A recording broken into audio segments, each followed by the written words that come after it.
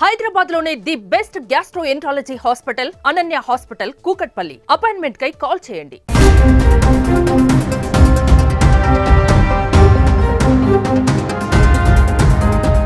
ఇప్పటి వరకు నార్త్నే భయపెట్టిన GBs virus ఇప్పుడు రెండు తెలుగు రాష్ట్రాలని వణికిస్తోంది.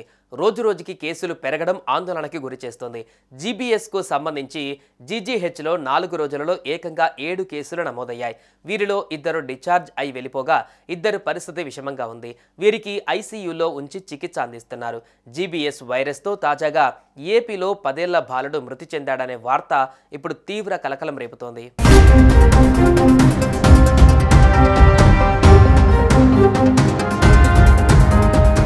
గులియన్ బారీ సిండ్రోమ్ కేసులతో ప్రభుత్వం అప్రమత్తమైంది.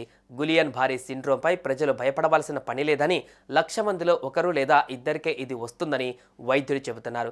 ఏవైనా వైరస్ జబ్బులు బారిన పడినా కోలుకున్న వారికి ఇది వచ్చే అవకాశం ఉందని చెబుతున్నారు. చేతులు కాళ్ళు చచ్చుబడి శ్వాస తీసుకోవడంలో ఇబ్బందులు వస్తాయని, ఇమ్యూనో గోబ్లిడ్స్ వంటి ఖరీదైన సూది మందులు ఇవ్వాల్సి ఉంటుందంటున్నారు.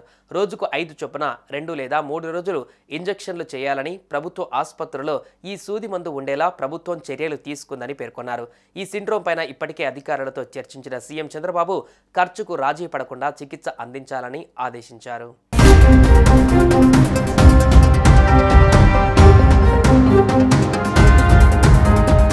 జీబీఎస్ అనేది శరీరంలోని నాడీ వ్యవస్థను ప్రభావితం చేసే అరుదైన తీవ్రమైన నరాల వ్యాధి. ఇదొక ఆటో ఇమ్యూన్ డిజాస్టర్. ఇది నరాలపైన దాడి చేస్తుంది. దీంతో కండరాల బలహీనత, పక్షవాతం, కొన్ని సందర్భాలలో శ్వాసకోశ వైఫల్యానికి దారితీస్తుంది. ఈ వ్యాధి సోకడానికి ఖచ్చితమైన కారణం తెలియదు కానీ తరచుగా వైరల్ లేదా బ్యాక్టీరియల్ ఇన్ఫెక్షన్ వల్ల వస్తుంది. ఇది శరీరంలో వేగంగా అభివృద్ధి చెంది రోగ నిరోధక శక్తిపైన దాడి చేస్తుంది. దీనివల్ల శ్వాసకోశ కండరాలు ప్రభావితమైతే ఇంటెన్సివ్ కేర్లో వెంటిలేషన్ పైన ఉంచి చికిత్స అందించవలసి ఉంటుంది. మహారాష్ట్ర, ఏపీలలో ఈ కేసులు పెరుగుతున్న నేపథ్యంలో ఆయా రాష్ట్రాల ఆరోగ్య శాఖ అధికారులు అప్రమత్తంగా ఉండాలని ఉన్నతాధికారులు సూచించారు. జీబీఎస్ అంటువ్యాధి కాదని ప్రజలు గమనించాలి.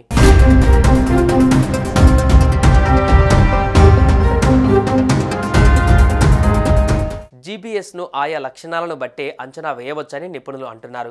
కాళ్ళు, చేతులలో బలహీనత కనిపించినప్పుడు, కొద్ది వారాల ముందు విరోచనాలు, కడుపు నొప్పి వంటి వాటిని వేధించాయా అని చూడటం చాలా ముఖ్యమని అంటున్నారు. ఒకవేళ సమస్యను అనుమానిస్తే కొన్ని పరీక్షలతో నిర్ధారిస్తారని చెబుతున్నారు.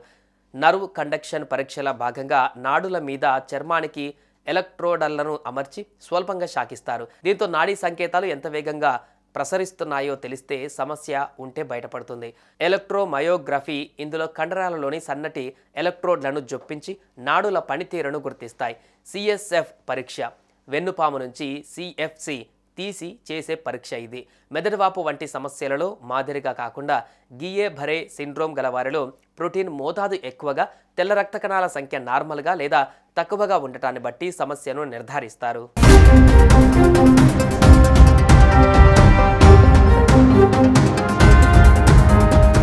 సుమన్ టీవీలో మీ పర్సనల్ అండ్ బిజినెస్ ప్రమోషన్స్ కోసం కింది నెంబర్కి కాంటాక్ట్ చేయండి.